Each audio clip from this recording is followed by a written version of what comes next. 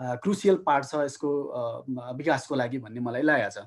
अर्को कुरा अहिले हाम्रो नेपाल चाहिँ नि अब हामी डेभलपिङ कन्ट्रीको रूपमा अगाडि बढिरहेछौँ, अन्डर डेभलप्ड कन्ट्रीबाट अगाडि भनेका थियौँ, तर पछिल्लो केही ठेस लागेको छ। अब यसले पनि केही इन्डिकेटरहरू पछाडि पक्कै पार्छ। तथापि हामीले अहिले डेभलपिङ कन्ट्रीको अर्थात् डेभलप्ड कन्ट्रीको लागि चाहिँ हामी अगाडि बढिरहँदाखेरि हाम्रा सूचकहरू के रहेछन् त भनेर हामीले पछिल्लो समय पढ्दै जाँदा हेर्दै जाँदा के रहेछ भन्दाखेरि चाहिँ सबैभन्दा ठुलो कुरो चाहिँ नि बाटोघाटो नै रहेछ। बाटोघाटोसँग पनि इन्जिनियरिङ जोडिएको छ हैन। त्यस पछाडि तपाईँको चाहिँ नि विद्यालय शिक्षाको सुविधा हुनुपर्ने रहेछ, त्योसँग पनि इन्जिनियरिङ एस्पेक्ट जोडिएकै छ। त्यस पछाडि हामीले अर्को हेरिराखेको चाहिँ बिजुली बत्ती पानीको सुविधा छ कि छैन भन्ने कुरा हेर्दै रहेछौँ, त्योसँग पनि इन्जिनियरिङ एस्पेक्ट जोडिएको छ।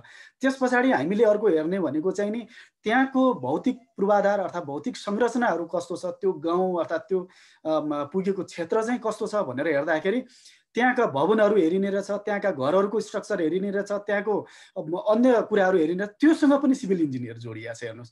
त्यसैले म चाहिँ अब यहाँ थुप्रै साथीहरू हुनुहुन्छ, कतिपय अहिले ग्रेजुएसन चाहिँ गर्दै हुनुहुन्छ होला, कतिपयले ग्रेजुएसन गरेर करियर चाहिँ नि खोजिरहनु भएको होला, कतिपय करियरमा अहिले अगाडि बढिराख्नु भएको होला, र कतिपय चाहिँ अलरेडी इन करियर चाहिँ नि तपाईँ काम गरिराख्नु भएको होला। म सबै साथीहरूलाई मैले तपाईँको अब त्यो लेभल कहाँ हुनुहुन्छ भन्ने कुरा एक्युरेट इन्फर्मेसन त मसँग छैन, तर म यो समग्र सबैलाई हेर्दाखेरि चाहिँ तपाईँलाई के मोटिभेट गर्न चाहन्छु भने अघि नवराज सरले भने जस्तो तपाईँहरूसँग अहिलेको लेटेस्ट अहिलेको सोसाइटीले डिमान्ड गरेको चाहिँ नि स्किल, तपाईँसँग नलेज, त्यो कम्पिटेन्सी र त्यो प्यासन चाहिँ तपाईँसँग हुनु जरुरी छ।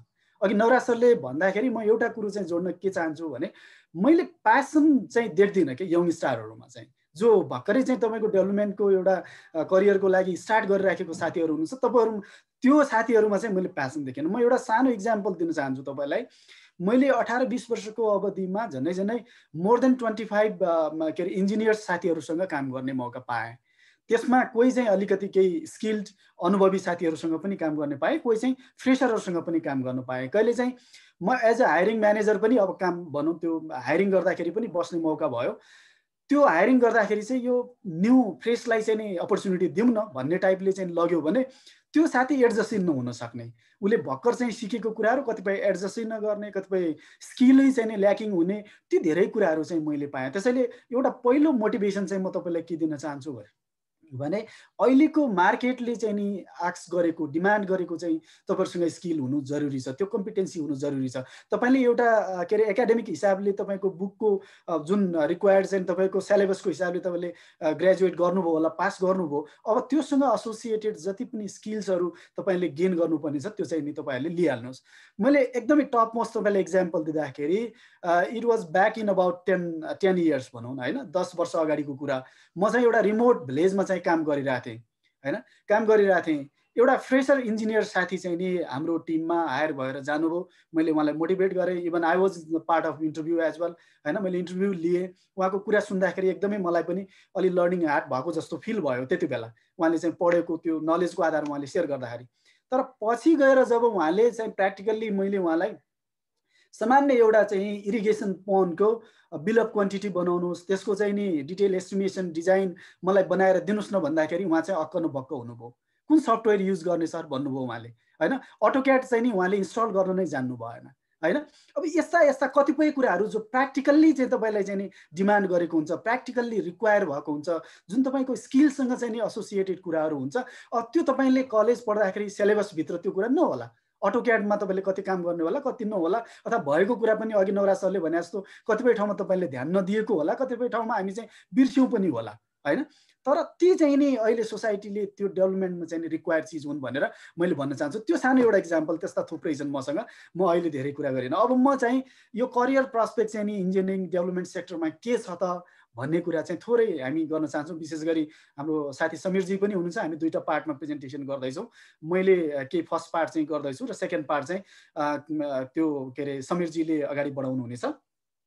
अब के छ त डेभलपमेन्ट सेक्टर भन्दाखेरि डेभलपमेन्ट सेक्टरकै कुरा मैले तपाईँलाई अलिकति बोलौँ जस्तो लाग्यो। यहाँनिर कति सरहरूलाई त थाहा पनि होला, कतिलाई चाहिँ नयाँ पनि हुनसक्छ। यो 1970s जुन एकदमै इकोनोमिक रिसेसन चाहिँ आयो, त्यति बेला चाहिँ विशेष गरी डेभलपिङ कन्ट्रिजहरूको कन्टेक्स्टमा चाहिँ त्यति बेलाको ग्रोथ रेट अहिले पनि अब यो के अरे एनुअल ग्रोथ रेटलाई हेर्दाखेरि धेरै घट्छ भनिरहेछ, 7बाट तल झरिसक्यो भनिरहेछ, इकोनोमी एकदमै लस हुन्छ यो कोरोनाको हिसाबले भनिरहेछ होइन। यो पनि काइन्ड अफ अब डिफ्रेन्ट अहिले प्रस्पेक्ट देखिएको छ। तर त्यति बेला 1970s पनि हेर्दाखेरि पनि त्यो प्रकारको इकोनोमिक चाहिँ नि एकदमै रिसेसन भएको चाहिँ नि देखिन्छ। त्यति बेला यो कुरा के चल्यो त भन्दाखेरि गभर्नेन्सको कुरा चाहिँ एकदमै हाइली चल्यो। गभर्नेन्सको लागि चाहिँ नि अब धेरै डेभलपमेन्ट प्लेयर्सहरू, पब्लिक सेक्टरका अर्गनाइजेसनहरू, प्राइभेट अर्गनाइजेसनहरू, सिभिल सोसाइटी अर्गनाइजेसनहरूले चाहिँ त्यो आवाज ज्वलन्त रूपमा उठाएको देखिन्छ। डेभलपिङ कन्ट्रीका तत्कालीन शासकहरूसँग, तत्कालीन राज्य चलाइरहने व्यक्तिहरूसँग चाहिँ त्यो कुराहरू उहाँले उठाउनु भयो। र त्यसलाई हामीले हेर्दै जाँदाखेरि एकदमै फास्ट ग्रो भएको चाहिँ यो सिभिल सोसाइटी अर्गनाइजेसनहरू चाहिँ एकदमै फास्ट ग्रो भयो 1970s यता चाहिँ हामीले हेर्दाखेरि। र उनीहरूले विशेष गरी गभर्नेन्सको सेक्टरमा यो इन्क्लुसिभ गभर्नेन्सको कुरालाई चाहिँ हाइलाइट गरेर अगाडि बढेको चाहिँ यो वर्ल्ड वाइड सिनारियो नै देखिन्छ। र त्यस पछाडि उनीहरू एकदमै महत्त्वपूर्ण यो समाज सोसाइटीमा भएको एसेटहरू मोबिलाइजेसनको, मान्छेहरूलाई मोटिभेट गर्ने, यो सोसल वेलफेयर प्रोग्रामहरू चाहिँ नि चलाउने सन्दर्भमा चाहिँ उनीहरू एकदमै इफेक्टिभ देखिएको चाहिँ हामीले इतिहास हेर्न पाउँछौँ यो सिभिल सोसाइटी अर्गनाइजेसनहरूको। र विशेष गरी नेपालको सन्दर्भमा भन्ने हो भने 2047 को यो मल्टिपार्टी डेमोक्रेसी सिस्टम भन्दा अगाडि एकदमै रेयरली नेपालमा एनजिओज आइएनजिओजहरूले काम गरेको देखिन्छ। तत्कालीन समयमा अब सरकार भनौँ न महाराजहरूसँग मात्रै बाइल्याटरल कुरा गरेर केही आउने अर्गनाइजेसनहरू बाहेक अन्यले चाहिँ त्यसरी एकदमै खुल्ला रूपमा काम गर्ने अवस्था थिएन। इभन गाउँमा भएका साना साना गुठी यी समूहहरूले पनि काम गर्नुको निमित्त एकदमै लिमिटेड उनीहरू बाउन्ड्रीभित्र थिए। तर 2047 को मल्टिपार्टी डेमोक्रेसी पछाडि चाहिँ उनीहरू ओपनली नेपालमा चाहिँ काम गर्न निर्धक्क रूपले नेपाल सरकारले पनि डोर ओपन गरेको कुरा चाहिँ हामी हेर्न सक्छौँ। केही त्यहाँ भनाइहरू पनि छ। अब यो एनजिओ आइएनजिओ सेक्टरलाई फेरि मैले चाहिँ यहाँनिर एकदमै राम्रो नै छ भनेर भनिरहँदाखेरि पनि यहाँहरूले पनि सुन्नु भएको छ, केही भनाइहरू पनि छन्, केही सङ्कोचन के अरे विचारहरू पनि छन् यो डेभलपमेन्ट सेक्टरहरूप्रति। धेरै जसो एनजिओ आइएनजिओहरूलाई चाहिँ उनीहरूको आफ्नो निहित स्वार्थ छ भन्ने कुराहरूतिर पनि हेरिरहेको हुन्छ। उनीहरूको चाहिँ नि आफ्नै केही अनवान्टेड एक्टिभिटीहरू लिएर चाहिँ नेपालमा आएका छन् भन्ने कुराहरू पनि भनिराखेको, त्यो ब्लेम पनि हामी सुन्न पाउँछौँ। त्यस्तै सोसाइटीको डेभलपमेन्टमा चाहिँ एकदमै थोरै मात्रै उनीहरूले कन्ट्रिब्युट गर्छ। तर त्यसको सट्टामा एडभोकेसी, अवेरनेस, क्यापासिटी बिल्डिङका कुराहरू गरेर जनतालाई चाहिँ नि अननेसेसरी के अरे के भन्छ यो धुवा पिट्ने काम गर्छ भन्ने प्रकारको आरोप पनि सङ्घ संस्थाहरूलाई लाग्ने गरेको छ। अर्को चाहिँ होइन, उनीहरू त हार्डवेयरमा कामै गर्दैन, सफ्टवेयर फोकस मात्रै छ, कन्स्ट्रक्सन यस्तो कुरा गर्दैन, जहिले पनि एडभोकेसी यस्तो कुराहरू मात्रै गर्छ भन्ने कुराहरू पनि त्योभित्र जोडिएको छ। डलरको खेती गर्ने यिनीहरू त पैसा खर्च गर्छ, जति पनि छ ठुलो छ भन्ने टाइपको सोच पनि यहाँहरूले पाउनुहुन्छ। अर्को चाहिँ यिनीहरूको केही पोलिटिकल राजनीतिक केही इच्छा पनि छ र केही रिलिजियस हिसाबले पनि यिनीहरू धार्मिक हिसाबले पनि नेपाल छिरेका छन् र अन्य पनि धेरै यिनीहरूका निज स्वार्थहरू छन् है एनजिओ आइएनजिओसँग भन्ने कुराहरू पनि यहाँहरूले सायद सुन्नु पनि भएको होला, त्यस्तो पनि सुन्ने गरिन्छ। अर्को चाहिँ तपाईँको कम्युनिटीमा गएर स्टेक होल्डर्सहरूको पार्टिसिपेसन चाहिँ एकदम कम गर्छन्, यिनीहरूका आफ्नै एक्टिभिटीहरू हुन्छ, ल्याउँछ, त्यसलाई चाहिँ लाद्ने काम गर्छन् यिनीहरू भन्ने प्रकारको भनाइ पनि छ। र अलिकति यो एनजिओ आइएनजिओ सेक्टरमा के छ भने उनीहरूको आफ्नै इन्टरनल मेकानिजमबाट चाहिँ डाटाहरू कलेक्सन गर्ने, त्यही डाटालाई प्रेजेन्ट गर्ने भएको कारणले गर्दाखेरि उनीहरूको डाटाको यो ट्रस्टमा चाहिँ अलिकति केही कहीँनिर यो क्वेसन हो कि भन्ने टाइपको पनि हामीले चाहिँ सुन्न पाउँछौँ। तर यसको इन्फ्याक्ट चाहिँ के हो त, त्यो वास्तविकता चाहिँ के हो त भन्दाखेरि मैले चाहिँ यो समाज कल्याण परिषद भन्ने नेपालमा अहिले यहाँहरूले कतिले सुन्नु भएको छ होला, जसको डोर मार्फत चाहिँ एनजिओ आइएनजिओहरू नेपालमा काम गर्छन्। त्यसमा क्लियरली उहाँहरूले के भन्नुभएको छ भने 80-20 रेसियोमा चाहिँ नि जानुपर्छ। यो 80-20 रेसियो भनेको फाइनेन्सियल एस्पेक्टबाट मैले भनिरहेको छु, 80% चाहिँ नि एक्टिभिटीमा खर्च गर्नुपर्छ र 20% चाहिँ नि उसको एडमिनिस्ट्रेसनमा खर्च गर्नुपर्छ भन्ने क्लियर गाइडेन्स छ। अर्को चाहिँ हार्डवेयर फोकस हुनुपर्छ। हार्डवेयर भनेको चाहिँ हार्डवेयर भन्ने बित्तिकै हामी इन्फ्रास्ट्रक्चर को हिसाबले चाहिँ कन्स्ट्रक्सनलाई पनि बुझौँ, सँगसँगै जसको चाहिँ नि रिटर्न टु द कम्युनिटी हुन्छ, कसैमा इन्भेस्ट गर। फर इक्जाम्पल कुनै सोसाइटीमा गएर स्कलरसिपको माध्यमबाट इन्जिनियर्स नै डेभलप गर्नु पर्यो त्यो सोसाइटीको लागि होइन। 2 जना इन्जिनियर्स पढ्ने होनार साथीहरूलाई चाहिँ स्कलरसिपको माध्यमबाट उसलाई इन्जिनियर्स पढायो, 4 वर्षसम्म उसले इन्जिनियर्स पढेर ब्याक टु सोसाइटी गएर अथवा त्यही पालिकामा गएर उसले सर्टेन समय कन्ट्रिब्युट गर्यो भने द्याट्स अल्सो द हार्डवेयर हैन, त्योलाई पनि यसरी चाहिँ यसले चाहिँ रिकग्नाइज गरेको छ। यस्तो एरियामा चाहिँ नि खर्च गर्नु पर्यो भनेर इन्फ्रास्ट्रक्चर हार्डवेयरमा चाहिँ नि सपोर्ट गर्नु छ है भनिरहेछ। अर्को कुरा चाहिँ यिनीहरूले टेक्नोलोजी ट्रान्सफरमा चाहिँ नि ठुलो काम गरिरहेको छ। मैले यो टेक्नोलोजी ट्रान्सफरसँग म एउटा यो इन्जिनियरसँगै सम्बन्ध एउटा कुरा भन्न चाहन्छु। रिसेन्टली इन ब्याक यो 2018-19 म डोटी जिल्लामा, यहाँले कतिले सुन्नु भएको छ, एउटा प्रोजेक्ट गरिरहेको थिएँ। जापान सरकारको मिनिस्ट्री अफ फोरेन अफेयर्सले चाहिँ त्यसलाई सपोर्ट गरेको थियो जाइका थ्रु नेपालमा, र त्यो प्रोजेक्ट चाहिँ मैले गरिरहेको थिएँ। त्यो प्रोजेक्ट गर्ने क्रममा चाहिँ के थियो भने स्कुल बिल्डिङको रेनोभेसनको प्रोजेक्ट थियो, जसमा चाहिँ हामीले रेट्रोफिटिङ विधिबाट स्कुललाई चाहिँ तपाईँको के भन्छ रेनोभेसन गर्नुपर्ने थियो। त्यहाँको डिटेल एसेसमेन्ट गरेर कति बिल्डिङहरू चाहिँ डिसमेन्टल गरेर रिबिल्ड गर्नुपर्ने थियो, कति बिल्डिङहरू चाहिँ हामीले रेनोभेसनको माध्यमबाट त्यसलाई चाहिँ अलिकति पुनर्जीवन दिन सकिने अवस्था थियो। त्यो गर्ने क्रममा हामीलाई थर्ड पार्टी एउटा टेक्निकल कन्सल्टेन्सीले चाहिँ नि त्यसको एसेसमेन्ट गर्नुभयो र उहाँले रेकमेन्डेसन चाहिँ ज्याकेटिङ विधिबाट यसलाई रेनोभेसन गर्नुभयो भने यो चाहिँ नि अप्रोप्रिएट देखिन्छ भन्ने कुराहरू उहाँले रेकमेन्ड गर्नुभयो। त्यो रेकमेन्ड गरिसके पछाडि चाहिँ हामीले अब त्यहाँ ज्याकेटिङ विधिबाट त्यो रेनोभेसन गर्ने टेक्नोलोजी, त्यो टेक्निकल म्यान पावर नै त्यहाँ पाएन हैन। त्यहाँनिर चाहिँ तपाईँ फावेसको कुरा मैले गरिरहेको छु। अनि के भयो त, त्यसको लागि हामीले अझै कन्ट्र्याक्टर थ्रु काम गर्ने भनेर थर्ड पार्टी कन्ट्र्याक्टर ल्यायो। इभन फावेसमा काम गर्ने कन्ट्र्याक्टर समेत त्यसको विषयमा चाहिँ अवेर देखिएनन् यो ज्याकेटिङ विधिको कुरालाई हेर्दाखेरि। देन लेटर अन हामीले चाहिँ एउटा चितवन बेस चाहिँ कम्पनी हुनुहुन्थ्यो, उहाँहरूले त्यो जिम्मा प्राप्त गर्नुभयो र उहाँले गएर त्यहाँ चाहिँ तपाईँको ज्याकेटिङ विधिबाट एउटा विद्यालयको के भन्छ रेनोभेसन काम गरिसके पछाडि देन नेक्स्ट कन्ट्र्याक्टरले पनि आफ्नो काम स्टार्ट गर्यो। हेर्नुहोस्, अब यसरी टेक्नोलोजीको चाहिँ ट्रान्सफर पनि एनजिओ आइएनजिओ सेक्टरले चाहिँ यसरी यो सेक्टरमा गरिरहेछ भन्ने कुरा मैले यहाँनिर तपाईँलाई भने।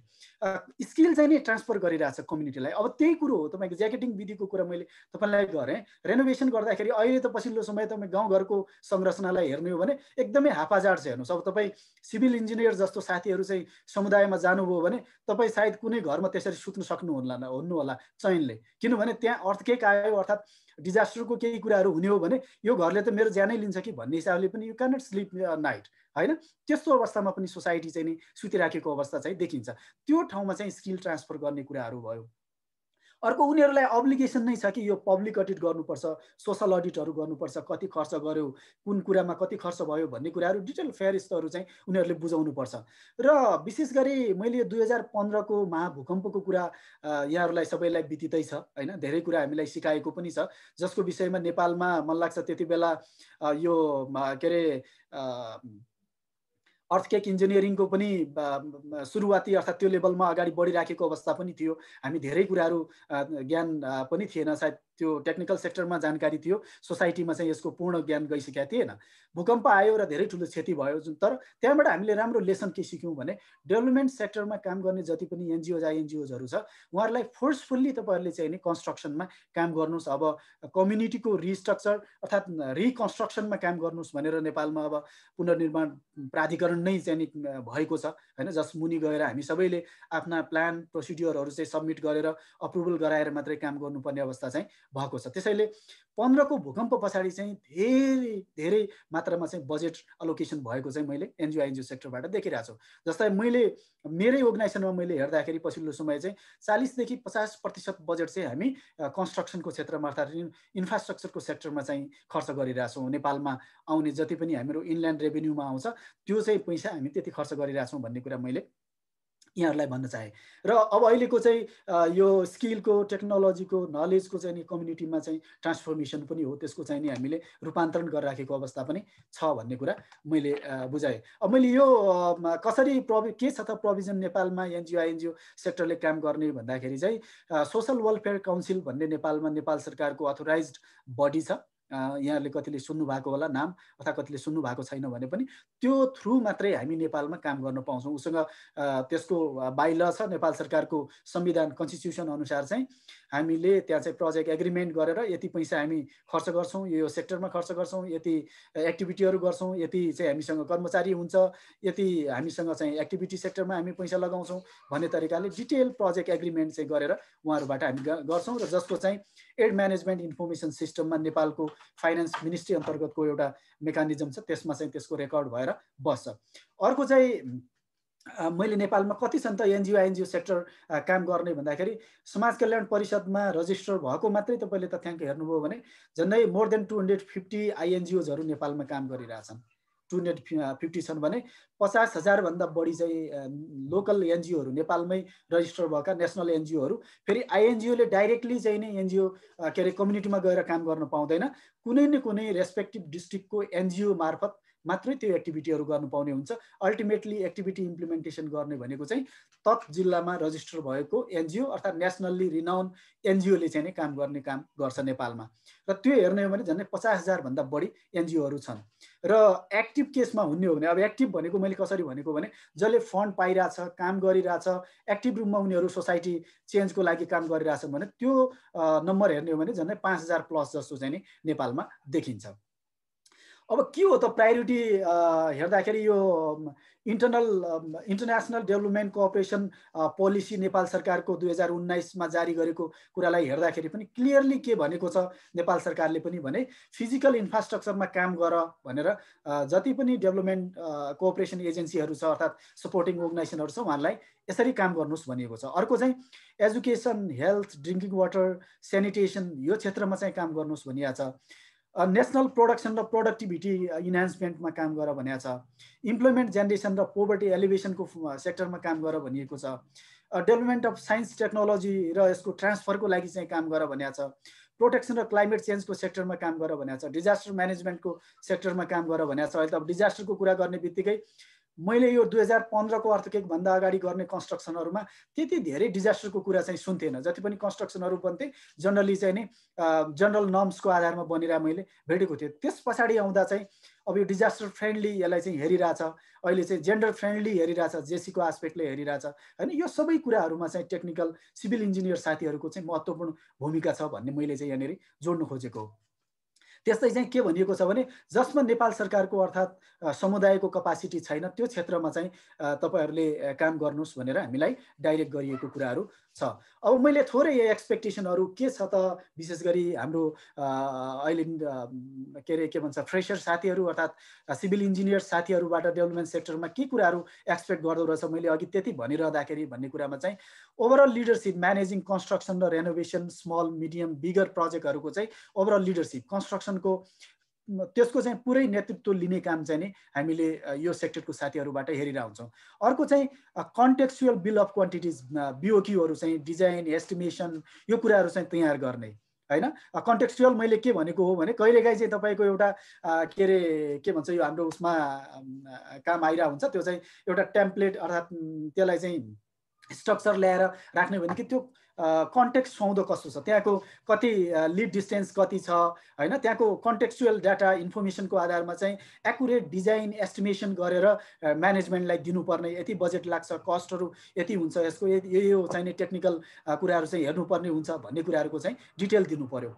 यो प्रोजेक्ट बोर्डहरू जस्तो इन्फर्मेसन भयो अहिले हामी कतिपय अकाउन्टेबिलिटीको पार्टहरू हेरिरहेको छौँ। साइडमा जुन साइडमा हामी कन्स्ट्रक्सन गर्छौँ त्यसमा चाहिँ भिजिबिलिटी हाम्रो यो कन्स्ट्रक्सनको टोटल लागत कति हो, कति पैसामा हामी काम गरिरहेछौँ, कति स्किल लेबर हुन्छ, कति अनस्किल लेबर हुन्छ, कति यसमा चाहिँ हामी के अरे पैसा खर्च गर्छौँ, कति जान्छौँ भन्ने कम्तीमा एउटा ब्रिफ इन्फर्मेसन समेतको त्यस्तो बोर्डहरू बनाउने, कम्युनिटीलाई चाहिँ नि त्यहाँको युजर्स ग्रुपहरू, त्यहाँको सोसाइटी, त्योसँग आबद्ध जति पनि व्यक्तिहरू हुन्छ उहाँहरूलाई चाहिँ ओरिएन्ट गर्ने, उहाँहरूलाई सुसूचित गराउने, त्यसको विषयमा जानकारी दिने। अनि यो स्टाफहरूलाई रेलिभेन्ट स्टाफहरू अब पार्टनर एनजिओमा स्टाफहरू हुन्छ, अब नन टेक्निकल साथीहरू हुन्छ, टेक्निकल ल्याङ्ग्वेज नन टेक्निकल साथीहरूले बुझ्दैन, नन टेक्निकल साथीहरूले पनि बुझ्ने गरी बुझाउनु पर्यो, उहाँहरूलाई ओरिएन्ट गर्नु पर्यो, बोर्डको मान्छेहरूलाई चाहिँ ओरिएन्ट गर्नु पर्यो, कम्युनिटीलाई ओरिएन्ट गर्नु पर्यो होइन। यो ग्रुपहरूलाई चाहिँ नि तपाईँको र त्यस्तै चाहिँ कन्ट्र्याक्टरहरूलाई युज गरिरहेको हुन्छ। अहिले मोस्टली डेभलपमेन्ट सेक्टरमा पनि कन्ट्र्याक्टरहरूलाई चाहिँ नि राखिरहेको हुन्छ र कन्ट्र्याक्टरलाई पनि हाम्रो रिक्वायरमेन्ट के हो, हामी कहिले माग्छौँ। अर्को कुरा प्रोजेक्ट भन्ने बित्तिकै तपाईँको कस्तो हुन्छ भने कहिलेकाहीँ हामी नेपाल सरकारको प्रोजेक्टहरू पनि हेरिरहेको हुन्छौँ, 1 वर्ष 2 वर्ष 4 वर्षसम्म पनि कन्टिन्यू गइरहेको हुन्छ। तर डेभलपमेन्ट सेक्टरको प्रोजेक्टहरू भनेको चाहिँ लिमिटेड टाइम बाउन्डभित्र यदि गर्न सकेन भने पैसा पनि फ्रिज जान्छ र डेभलपमेन्ट त्यो एजेन्सीले पाउने सपोर्ट पनि नपाउन सक्छ पछि गएर, त्यो कुराहरू हुन्छ। अनि यदि कुनै अवस्थामा चाहिँ चेन्ज गर्नु पर्यो डिजाइनमा, एस्टिमेसनमा अथवा ड्रइङमा तपाईँले चाहिँ चेन्ज गर्नु पर्यो भने कन्टेक्स्चुअल चेन्ज चाहिँ नि गर्नु पर्यो, त्यसको रिएस्टिमेसन गर्नु पर्यो, फेरि कम्युनिटीलाई बुझाउनु पर्यो होइन, त्यो प्रकारको। अनि प्रोग्रेस ट्र्याकिङ, त्यो मेरो प्रोजेक्टको चाहिँ नि प्रोग्रेस कसरी गइरहेछ, मैले टाइम स्पान मैले अलोकेट गरेको टाइमभित्र त्यो छ कि छैन, त्यो टाइमभित्र गइरहेछ कि छैन, त्यसको क्वालिटी त्यो प्रकारको छ कि छैन होइन, त्यसको मोनिटर गर्ने र प्रोग्रेसहरू ट्र्याक गर्ने, म्यानेजमेन्टलाई चाहिँ अवेर गराउने, त्यो कामहरू चाहिँ के भन्छ हामी यो टेक्निकल साथीहरूबाट एक्सपेक्ट गरेका हुन्छौँ। अर्को चाहिँ टेक्निकल इन्साइटहरू सुपरभिजन गर्ने, मोनिटरिङ गर्ने, त्यसको रिपोर्टहरू तयार गर्ने र म्यानेजमेन्टलाई चाहिँ सुसूचित गराउने। यहाँ यस्तो भइरहेछ है, किनभने कहिलेकाहीँ चाहिँ लास्ट मिनट कम्युनिकेसनले गर्दाखेरि ठुलो डिजास्टर हुनसक्छ र त्यो कारणले अलिक प्रायर इन्फर्मेसनहरू गरेर नेसेसरी मोडिफिकेसनहरू म्यानेजमेन्टले पनि डिसिजन चेन्ज गर्नुपर्ने भयो भने त्यो कुराहरू आउन सक्छ। र अर्को कुरा रिमोट कन्ट्रोल। अहिले चाहिँ अब यस्तो हेर्नुहोस्, मैले भेरी रिसेन्ट इक्जाम्पल दिन्छु। यो के भन्छ पेन्डेमिक जुन कोभिड-19 को सिचुएसन आयो मार्चदेखि अहिलेको यो अक्टोबरसम्म मैले हेर्दाखेरि झन्डै 10-12वटा कन्स्ट्रक्सन रिलेटेड प्रोजेक्टहरू हामीले गऱ्यौँ होइन। त्यो गर्ने क्रममा रिमोटली हामीले चाहिँ टेक्निकल क्वालिटीहरू इन्स्योर गऱ्यौँ। त्यो प्रति पनि तपाईँहरूले चाहिँ आफूले अब कसरी रिमोटली त्यसलाई म्यानेज गर्ने, कस्तो गाइडलाइनहरू डेभलप गर्यो भने इभन कम्युनिटीले पनि चाहिँ त्यसलाई चाहिँ मोनिटर गर्न सक्छ। कुन रेसियोमा चाहिँ तपाईँको के भन्छ सेन्ड सिमेन्ट र के भन्छ कङ्क्रिटको रेसियोलाई मिसाउने, यी धेरै मतलब कुराहरू जो टेक्निकलसँग आबद्ध छन् ती कुराहरू भयो। त्यस्तै वर्क प्रोग्रेसलाई चाहिँ भेरिफाई गर्ने र पेमेन्ट प्रोसिड्युरलाई चाहिँ अगाडि बढाउने, सेफ्टी मेजर्सहरू साइटमा काम गर्ने व्यक्तिहरूले सेफ्टी मेजर्सहरू अपनाछ कि छैन त्यो कुराहरूलाई चाहिँ इन्स्योर गर्ने, डिजास्टर र जेसी फ्रेन्डली चाहिँ नि भएको छ कि छैन हामीले कन्स्ट्रक्सन गरिराखेको कुरो, त्यो कुराहरूलाई चाहिँ नि इन्स्योर गर्ने, अनि टाइमली कम्युनिकेसन गर्ने कुराहरू होइन, किन जसको चाहिँ नि फाइनेन्सियल इम्प्लिकेसन पनि हुनसक्छ, म्यानेजमेन्टले चाहिँ ठुलो एउटा डिसिजन लिनुपर्ने पनि हुनसक्छ। अनि अलिकति कुरा चाहिँ म टेक्निकल साथीहरूलाई फ्लेक्सिबल पनि हुनुपर्छ, किनभने हामी चाहिँ कहिलेकाहीँ रिजिड जस्तो देख्छु मैले यो टेक्निकल साथीहरूलाई, too much rigid, this is what I have learn, मैले चाहिँ योभन्दा बाहिर म जान चाहन्न भन्ने टाइपको पनि देख्छु। कन्टेक्स्टले जे माग्छ त्यो कुराहरूमा हामी चाहिँ जाने हो। त्यहाँ हाम्रो पार्ट भनेको चाहिँ टेक्निकल एस्युरेन्स गर्ने हो, हामीले चाहिँ क्वालिटी इन्स्योर गर्ने हो, त्यो कुराहरूलाई चाहिँ हामीले फोकस गर्नुपर्छ। अनि ट्रान्सफर स्किल गर्ने कुराहरूमा म एज अ इन्जिनियर तपाईँ म सधैँ त्यहाँ काम गर्न सक्दैनौँ होइन, हामी रहने कुरा पनि होइन, किन रिमोटमा गएर you can not stay I think more than a year or 2 years, तर तपाईँले चाहिँ कोही न कोही व्यक्तिलाई स्किल ट्रान्सफर गर्नुपर्ने अवस्था चाहिँ नि मैले देख्छु। मैले सायद यति नै बोलौँ होला, व्हाट वी हेभ एक्सपेक्टेसन होइन। यति भनिरहँदाखेरि चाहिँ म फ्रेसर साथीहरूलाई के म मेरो कन्क्लुडिङ रिमार्क्समा दिन चाहन्छु भन्दाखेरि तपाईँ साथीहरूले चाहिँ नि अलिकति प्यासन चाहिन्छ र एकैचोटि तपाईँ ठुल्ठुलो म्यानेजरियल पोजिसनमा अथवा ठुल्ठुलो चाहिँ तपाईँले जस्तो फर इक्जाम्पल मैले अपरेसन्स म्यानेजरको रूपमा अहिले काम गरिरहेको छु, हुन त म चाहिँ सोसल इन्जिनियर हो, म चाहिँ तपाईँ जस्तो टेक्निकल सिभिल इन्जिनियर चाहिँ होइन, सोसल सेक्टर पढेको डेभलपमेन्टमा काम गरिराखेको व्यक्ति हो। तर मैले काम गर्दै जाँदा साथीहरूसँग अनुभव प्राप्त गर्दाखेरि चाहिँ टेक्निकल नलेज चाहिँ मैले पनि धेरै कुराहरू स्किल ट्रान्सफर गरेका छन् साथीहरूले, मलाई म धन्यवाद दिन चाहन्छु। त्यसमा चाहिँ वान अफ मेम्बर समीरजी पनि हुनुहुन्छ, जो कुरा मैले उहाँबाट पनि धेरै कुराहरू सिकेको छु। र यति भनिरहँदाखेरि म तपाईँलाई के भन्न चाहन्छु भने तपाईँमा प्यासन हुनुपर्छ, रिमोटमा गएर तपाईँको स्किललाई ट्रान्सफर गर्ने तपाईँसँग त्यो प्रकारको क्षमता हुनुपर्छ, कम्युनिटीको कुराहरूलाई तपाईँले एक्सेप्ट गर्न सक्नुपर्छ र त्यसरी तपाईँले त्यो टलरेट गर्दै प्यासनका साथ तपाईँले काम गर्दै जानुभयो भने अभियसली अहिले डेभलपमेन्ट सेक्टरमा चाहिँ प्रायः जसो मैले सिभिल इन्जिनियर पढेका साथीहरू, ब्याचलर अफ इन्जिनियरिङ गरेका, मास्टर अफ इन्जिनियरिङ गरेका अथवा ब्याचलर अफ इन्जिनियरिङ गरेर मास्टर्स चाहिँ नि डेभलपमेन्ट सेक्टरमा गरेका साथीहरूले चाहिँ लिड गरिराखेको मेरै जस्तो पोजिसनहरू, इभन डिरेक्टर पोजिसनहरू चाहिँ हाकिराखेको मैले नेपालमा देखेको छु। त्यसैले धेरै लट अफ बिग स्कोप मैले साथीहरूको देख्छु। म यही मोटिभेसन साथ आफ्नो कुराहरू यही टुङ्ग्याउन चाहन्छु। अहिलेलाई म चाहिँ बाँकी सेसन चाहिँ समीरजीलाई ह्यान्डओभर गर्न चाहन्छु। Thank you so much. र यहाँहरूको केही जिज्ञासाहरू छ भने एट द एन्डमा हामी पक्कै पनि त्यसलाई कलेक्टिभली एड्रेस गरौँ। Thank you so much. Thank you Chetraj sir, thank you so much for this wonderful presentation. कति कुरा मैले बोल्नुपर्ने कुरा सरले नै समेटिदिइसक्नु भएको छ, त्यसको लागि धन्यवाद। सम्पूर्ण पार्टिसिपेन्ट साथीहरूलाई पुनः नमस्कार। खास गरी यसको organiser Nepal institute of engineering, rotary club of Kathmandu height र यसलाई सहयोग गर्नुहुने हिलसाइड इन्जिनियरिङ कलेज र केआइसी इन्जिनियरिङ कलेजलाई विशेष धन्यवाद दिँदै म आफ्नो प्रेजेन्टेसनलाई चाहिँ अगाडि बढाउन चाहन्छु। मेरो अनुभवको हिसाबले म डेभलपमेन्ट सेक्टरमै इन्जिनियरको रूपमा आफूलाई डेभलप गरेँ। बिचमा 1-1.5 वर्ष मैले स्ट्रक्चर इन्जिनियरको रूपमा डिजाइन सेक्सनमा काम गरेँ हुलास इन्जिनियरिङमा। त्योभन्दा अगाडि र त्योभन्दा पछाडि मेरो करियरको 10-12 वर्ष समय चाहिँ म डेभलपमेन्ट सेक्टरमै आबद्ध भएर काम गरिरहेको छु। र अब डेभलपमेन्ट सेक्टरमा इन्जिनियरले के गर्छ होला